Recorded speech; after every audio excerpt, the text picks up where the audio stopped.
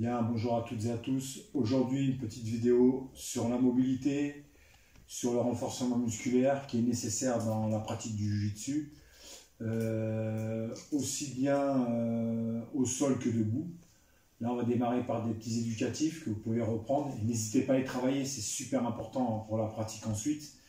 Quand on pourra reprendre l'entraînement au dojo, ça sera déjà de l'acquis. Donc n'hésitez pas à les répéter.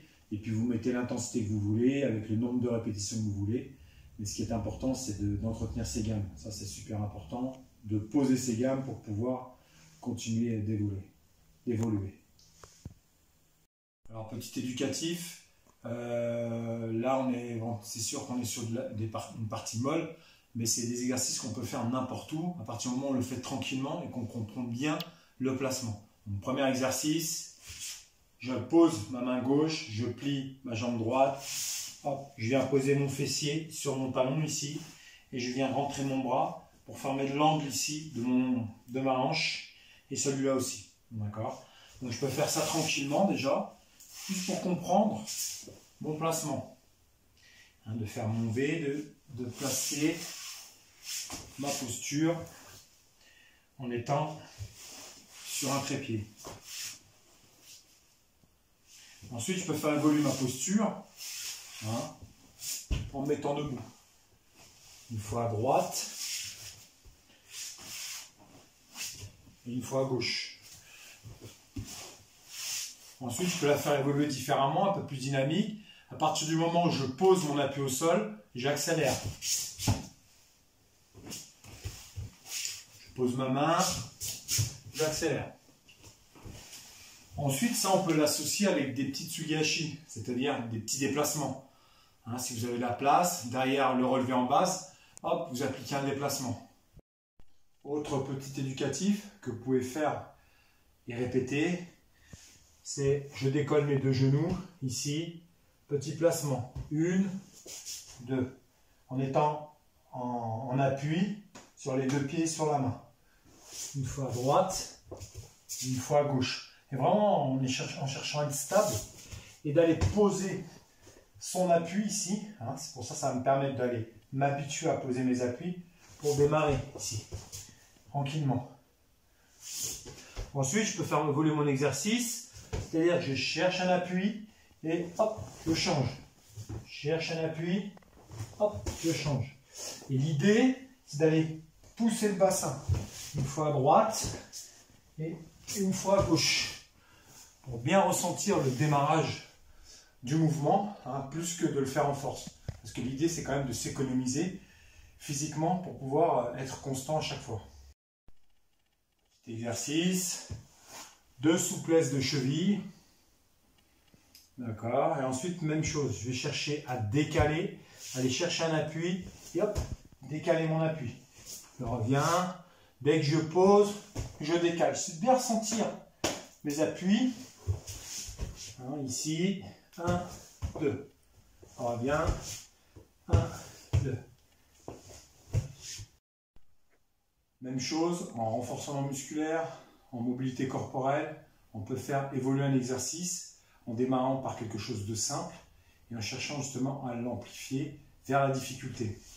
Dans mon exercice, je suis ici, d'accord. Je plante un appui, une fois à droite, une fois à gauche.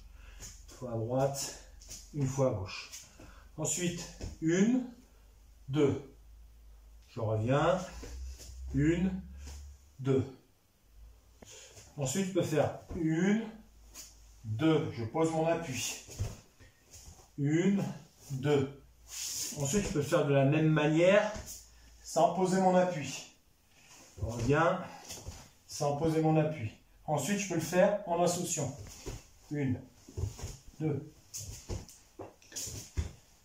Et en déplacement. Toujours avec ce mouvement de pousser avec la tête pour pouvoir se déplacer. Ensuite, sur des mouvements un peu plus complexes, en ayant un sol dur, il faut que je contrôle davantage les appuis.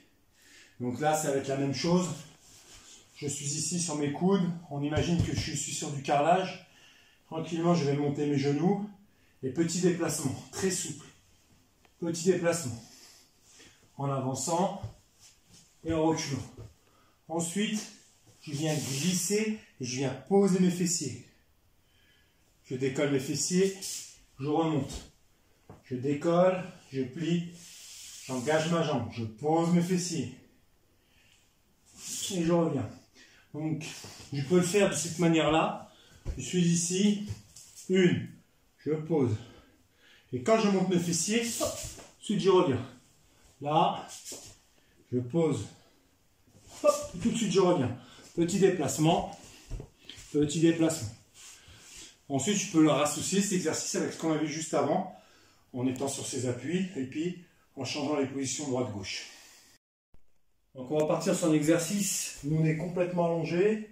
Donc l'idée, ça va être de pousser vers le genou ici, en cherchant un appui. En gardant le bras dans l'axe, d'accord. Je déroule le dos et je reviens de l'autre côté. Bam. Bam. Je cherche vraiment un côté. Et ensuite, je pourrai associer mon relevé en base.